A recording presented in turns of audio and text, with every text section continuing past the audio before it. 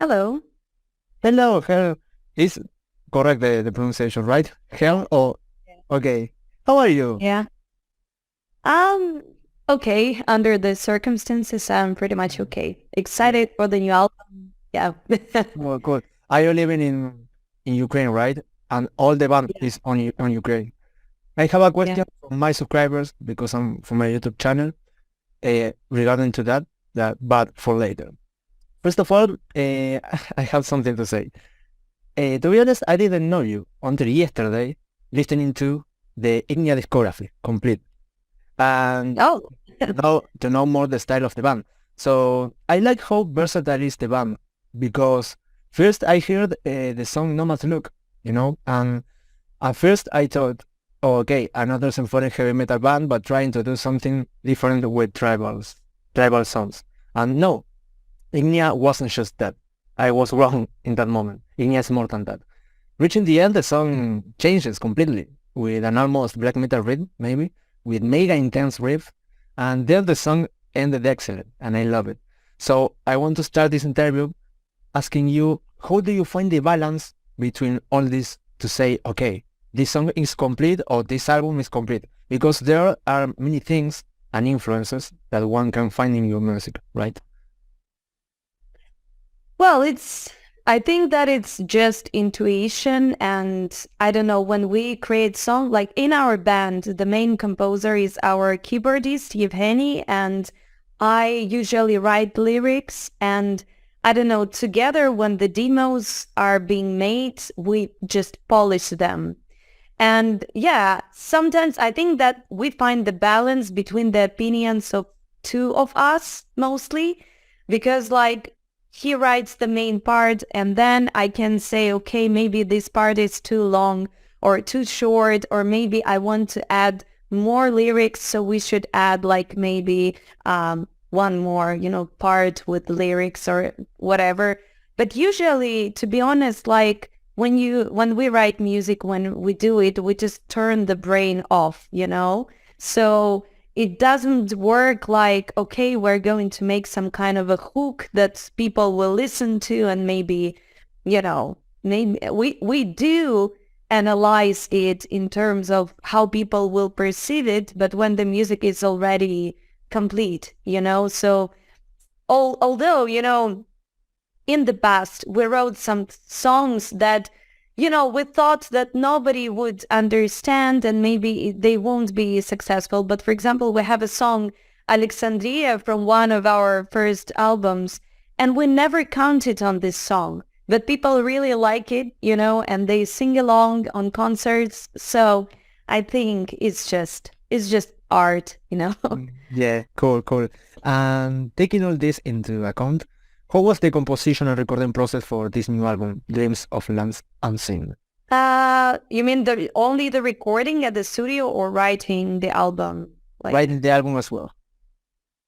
yeah, so basically, again, Yevgeny had some demos, I would say for 5, 6 songs, and he gave me to listen to them. And it was all during the pandemic, and we wrote the album in 2021. And, traveling is one of my main influences personally, and it was very hard for me to sit at home during the pandemic and travel nowhere. So when I listened to the demos and I heard all these different folk elements and tunes that could have been from different countries, I thought, okay, we should make an album about traveling. And at first, I thought that we could just pick up different travelers from different countries and different times. But when I learned about Sofia Yablonska, who is now the subject of the album, she just blew me away with her adventures and personality. And yeah, I just decided that we should make the album about her. And then I read her books. I learned more about her. And for example, I was reading the book. I liked the phrase or an adventure. I just wrote it down. And then I thought, okay, it could be this song or that song. And then, for example, because she spent a lot of time in China, I also said to Evgeny, we should make one more Chinese song because he already had some Chinese tunes. Yeah. So I think that starting from that point, we just, built the album around the concept of her travels, just to create some kind of a soundtrack, to where she's been and how it's been and everything. So, of course, we cannot share all the songs until the new album drops. And now you could hear some Middle Eastern tunes, maybe some tribal things, but there are also like traditional Ukrainian music, traditional Chinese music, all intersected with metal. Cool. Yeah. I listened to the album. And it's really cool. The mix of all these things. I like it. I like it so much. And is it always the same way of working, or as you progress in your career, did the way of working change? I think that, of course, we become more serious just as our career develops. And if at the beginning it was more like fun and maybe just searching for our style and testing the ground, even from the reviews, we already hear that there is like a certain Ignea sound that they recognize, which is, in my opinion, it's cool. And the previous album was a concept album and this one as well. So if before each song was about different things, here everything is interconnected, and we just realized that storytelling is a huge part of our band. So I can tell quite a lot of things about each song and each album, and this is how we like to build it. So it's not only about music, but about all the stories behind. Also, like, we are such a band that goes to the studio to record an album when all the songs are 100% complete. So it has been like that from the beginning, and I don't really think that it's going to change. So maybe very small arrangements can be added, or maybe backing vocals, but we don't change lyrics, we don't change the size of the song or whatever. And for us, it's really a comfortable way of working. And so we're not a band that jams together and comes up with some new tunes. Like, every song is really thought through everything, Yeah. And how long did it take to finish it, from the beginning of the creative process to the finished moment?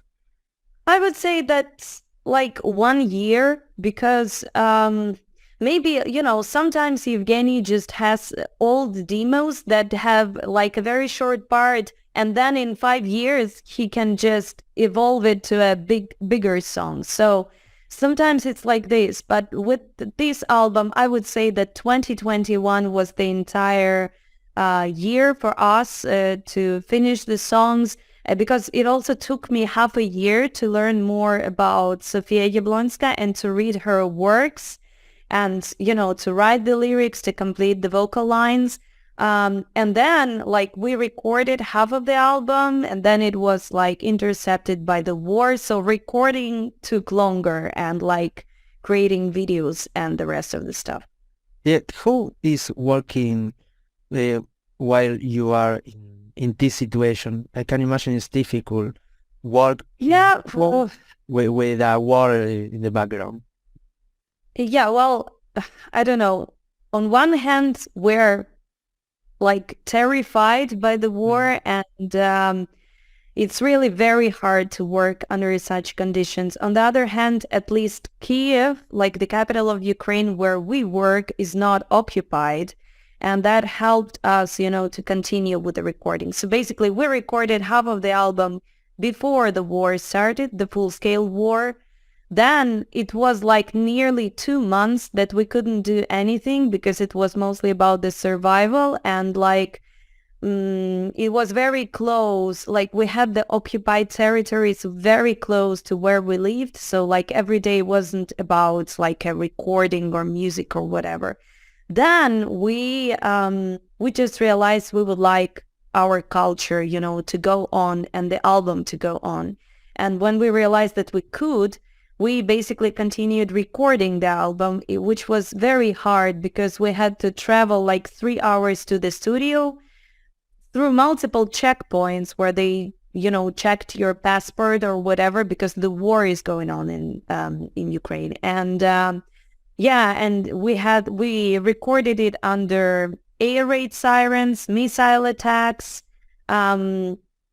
but we completed it. Then we had a very hard time to film the videos and take the photos. So we had to postpone the album in any case, because a lot of members of production teams, they were or on the front line or they were on occupied territories. Sometimes you couldn't film anything because all the studios were closed. Then when it started rolling out, we had another problem because Russia bombed all the energy structures. So sometimes we could leave like 3-4 days without electricity. And when you're trying to organize music video filming, it's impossible because you don't have internet, you don't have mobile connection, you cannot call your team, you cannot book the studio. It's like, it's insane. And when you film a video, you need a lot of electricity for the lights, for cameras. So we were using generators, but in the end, I don't know how, but we filmed 3 videos in 2 months during the biggest blackouts in Ukraine. All the videos have been filmed in Ukraine with only Ukrainian production teams. So in the end, we managed it. I don't like make these questions because I know that it's a very sensitive topic, and I don't like touch these topics. But how I was saying, this is a question that my subscribers repeated a lot, and they want to know how did the situation in Ukraine affect you and the band musically and emotionally? Well, I guess we were mostly affected emotionally because when the war started, we had already all the songs written for this album. And emotionally, of course, it's something that you cannot describe with words, because until you really hear all the bombing and shelling and all these air raid sirens, until you see like your friends and family dying on the front line, until you, like, it's, I don't know, it's some kind of a nightmare that never ends. Gradually you adapt to it, which I think is even more terrifying because it's been a year and we've seen so much pain and suffering, like, and it's not somewhere abroad, it's very close to us. And apart from all the horrors of war, I think we as a band were very affected by the fact that we cannot go on in full as a band. We cannot tour properly because of the war. Men are not allowed out of the country because they can be mobilized to fight in the war at any moment. So the pandemic is over, everybody is going back to touring, and we cannot. Everybody continues with their music, we cannot. So it's very hard sitting and not being able to do anything when the rest of the music industry is moving forward, you know. It's really hard. Yes, and can you get something positive out of this thanks to music? Well, I don't know. I always say that we don't really romanticize the war, and like there is some kind of a perception that, you know, when an artist is in pain and suffering, then the creative process comes or whatever. But during the war, I would say that it's more of a void that we're feeling. It's very hard to come up with anything new and anything creative. And I think that musically, it's really hard to write anything new now. And I personally put all my creation into preparing for music videos because I worked on all the style, on all the costumes and like ideas how to decorate the setting of the filming. So it was a lot of creative process, just not music wise, you know.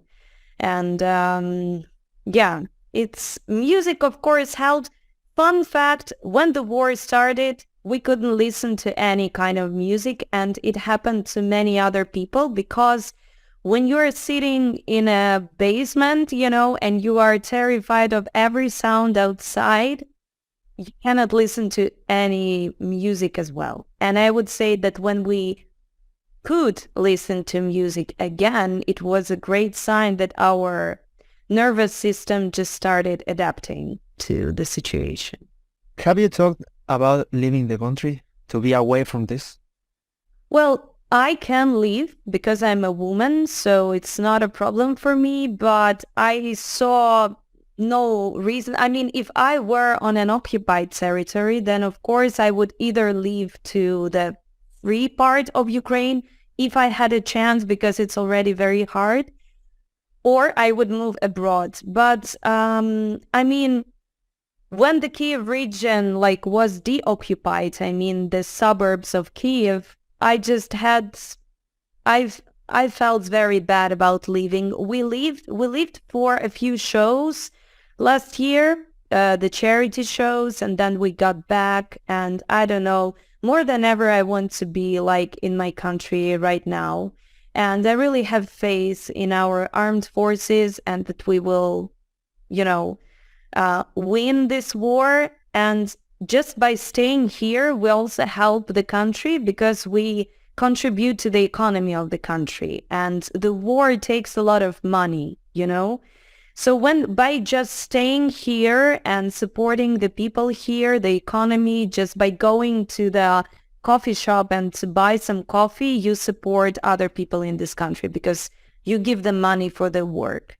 And this is some kind of our contribution, you know. Yeah, Ginger is donating a lot of money with selling merch. But they are not staying in the country. No, they are on tour. What are your future plans after this release? Do you have in mind a Latin American tour, or you can't go out from the country yet? It's a complicated question because in the past year it was pretty easy for bands to leave the country for tours and get back. So we just got an approval from the Ministry of Culture. But because some bands have violated the rules and they didn't come back, now it's very hard to get this permission, next to impossible. And it's been like this for 1 month only.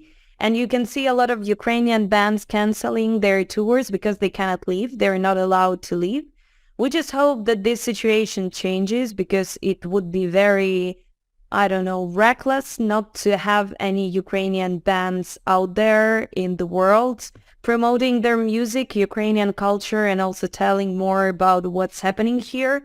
So, of course, we want to tour as many countries as possible. And of course, we would love to visit Latin America because we never played there. We know that people listen to us there.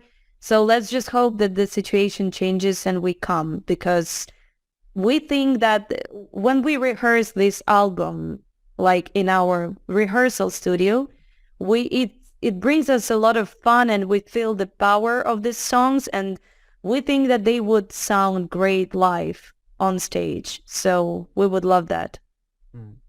Going back to the album, do you have any favorite song of this album for any reason? A song that make you say, dude, this song is amazing? It's hard with this album because for the first time, all Ignea band members like all the songs. It's the first time. But there is like one song that is more personal to me, and it's called Incurable Disease. And it's actually the next single that comes right before the album release with a video as well. And basically this song is about Sofia Jablonska's passion for the sea and everything marine, you know, the ships, the sailing. And when I was writing the lyrics to this song, I was amazed by the similarity between me and Jablonska, because when I come to the sea, like, I need nothing else. I really love like the waves, everything marine, like the smell of the sea, the ocean and everything. So yeah, an incurable disease is not about the pandemic. It's about the love for the sea. And it's also maybe a very progressive metal song on the album, because it has a very strange structure compared to what we had in the rest of the songs. And yeah, it has both cleans and growls and solo and whatever. So I really find this song really interesting. For now, it's my favorite song, but it can change. Cool. Yeah, I know that is a very hard answer because it's like choose your kids. You know? Yeah. Yeah. And either on this record or on the Ignea discography, is there a song that is very demanding for you vocally when playing live? I would say that quite a lot of them are because again, we have clean vocals and growls, but maybe like the songs that we wrote earlier, like from the Sign of Faith and even Sputnik, they are more demanding because back then Yevgeny wrote all the vocal parts as well. So when he just gave me the songs, and sometimes they were just out of my vocal range and I had to, try to sing them or whatever. But starting from The Realms of Fire and Death, I am the one to write the vocal parts. And this is how I can make them more comfortable for myself. Although I cannot say that I made them easier, but but still, I think that when other people try to sing our songs, even good vocalists, it's hard for them to understand where to take the breaths or how to, do both clean vocals and growls. Maybe that's why. Cool. And besides music, something that I really like as well is the artwork of this album. It's beautiful. And at certain point it's a little bit dramatic, maybe. What do the cover and the title of this record represent? I mean, it's a conceptual album, so the lyrics are connected with these things, right? Yeah. Actually, we wanted to call this album Teura because Teura is how people of Bora Bora called Yablonska, and it translates as red bird. But we realized that for people who don't know the context, it would be some kind of complicated. So Dreams of Lands Unseen is also a line from the song Incurable Disease. You can find it in the chorus. And basically, it's an album that is dreams about lands unseen, the lands that we haven't seen ourselves, but Yablonska has seen and visited. And if you take the album cover, it's an interesting thing because we used Mid-Journey artificial intelligence program to make a prototype for the album cover ourselves. Then we showed it to the artist, the real artist, and she fully repainted this album artwork. And we also, you can see a lighthouse and painted on the album artwork, and it's a real lighthouse situated in Ukraine. So this is how we also wanted to show like that Yablonska is from Ukraine and we are from Ukraine. And on the album artwork, you can see like the remains of the ship in the middle of the desert, but you can also see like some green things like bushes and everything. So this album artwork gives very different associations for different people. And I find it really cool because everybody sees something for themselves. Yeah, I like it. It's a really cool art. Yeah, congrats. And speaking about the lyrics, I want to ask you, what things inspire you when you compose them? It's hard for you find enough inspiration sometimes, or it's easy for you nowadays? It's easy. It's always easy for me to make rhymes. I was always good at it. So for me, it's easier to write, poems than to write just, prose text. So it's not, I'm just good with words, so, and I also have been a copywriter for 15 years before I dropped like the office work. So writing lyrics is not a problem. Finding inspiration can be long, but again, with this record, I read like all the published books by Sofia Yablonska, and when I liked some phrases, I could just write them down. And then I combined them with my ideas and my vision of her life and this album. So with this album, it was even easier and more entertaining for me. It's like making a puzzles, with words. Cool. And how do you take care of your voice? Because I know of several singers who lost their voices, like Tobias Forge from Ghost at last Hellfest. In the middle of the stage, he broke his voice. And I guess that kind of situation really sucks. So do you do any kind of warm-up or exercise before recording or going on stage? Yeah, I do quite a lot of things, and you have to understand that it happens to a lot of things, to a lot of singers, even great singers who have the best Yes. vocal technique, because vocals is a part of your body, and even if you just have a cold, it can affect your voice, especially for singers who have long sets, like the vocalist of Ghosts. I mean, they perform pretty much every day, longer than an hour. They also have a lot of interviews and stuff. So for me, when I'm on tour, it's very simple. No talking in between going on stage, which sucks a lot because I like talking to people, and I cannot stand on the merge and just talk to other people because I will lose my voice. It happened before. I don't want this to happen again. I don't drink alcohol on tour. I don't smoke. I have my own set of vocal teas that help me.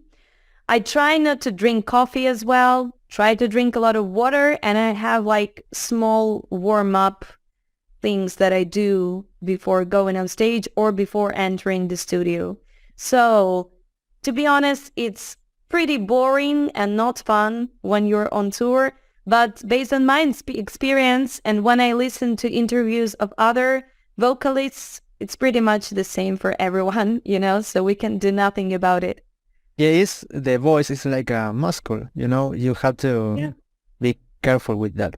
And we're like athletes. We're like making sports, when they prepare for Olympic Games, they also don't do all this kind of stuff, and they take care of them. Yeah, exactly. And how were the videos for the songs Nomad's Luck and Don'ts made? So like I said, it was really hard to film them because of the blackouts.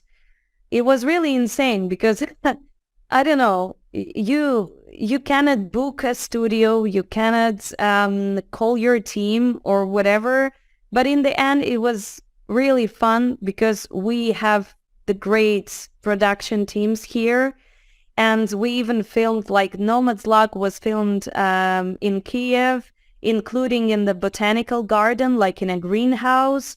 And for example, Dunes, part of Dunes was filmed in the Carpathian Mountains in Ukraine, which is a great place to be at. And for me, it was 2 days of running up and down the hills. I like it a lot. So for me, it was pure fun.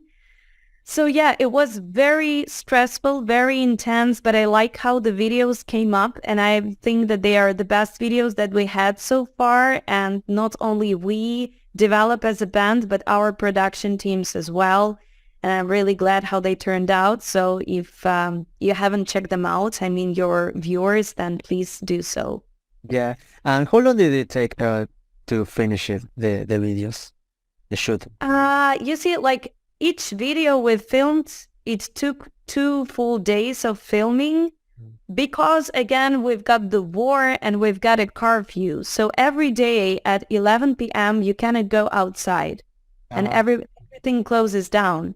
Yeah. So it was also a limitation for us. So that's why we couldn't, for example, film it within 1 day like we did before, because sometimes with our past videos, we could just film for 20 hours straight, and that's no problem.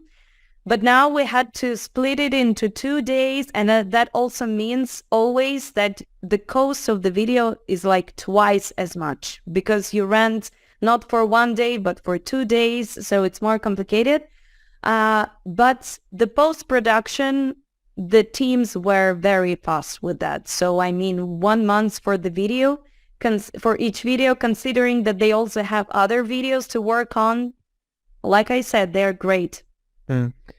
Okay, and we are reaching to the end. Sorry if the interview is long. No, it was the intention.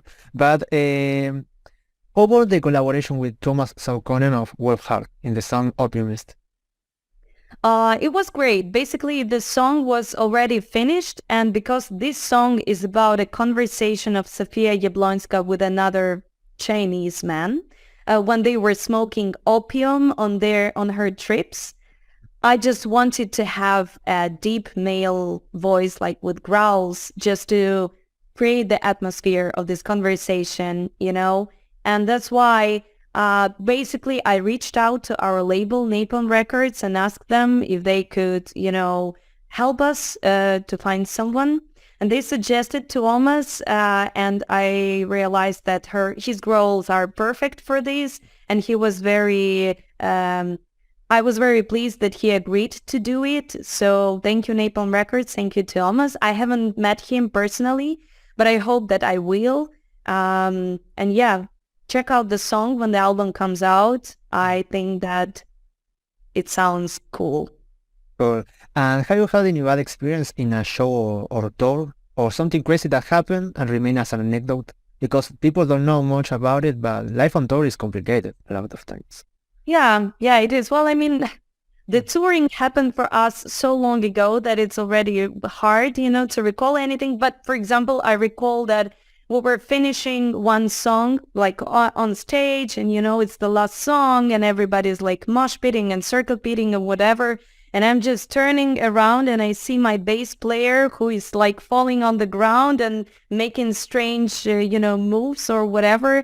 And again, when you're on stage and something strange happens, you have to pretend that everything is all right and this is how it should go, you know? And it appears that he just fell down because of the wire on stage or whatever, but he kept it professional as well, and he just tried to show that it's some kind of a rock and roll stuff happening, you know? And he injured his knee or whatever, but I mean, it was fun. Cool. Yeah, Cool. that's things happen. So to finish, what advice would you give to a band just starting out in the industry, or someone who is just in the start to sing in the beginning of his career? I would say I remember Nurgle from Behemoth recently said, if you want to make a band, don't do it. Because, and I agree to some extent, because the music industry is like, there are too many music bands out there right now, and you can see so many albums dropping that I just cannot imagine starting a band now, because we've been out there for some time and we have listeners from all over the world, so it's hard. The advice that I would give is like, don't rush it. I mean, think it through, gather a decent amount of money because you will need it to invest in the band. Write more than one album, prepare many videos, and then release it and do it very frequently, because this is how it's going to work. Because now you just have to be doing something all the time just to be on the radar. That's all. Cool. Perfect, Hel.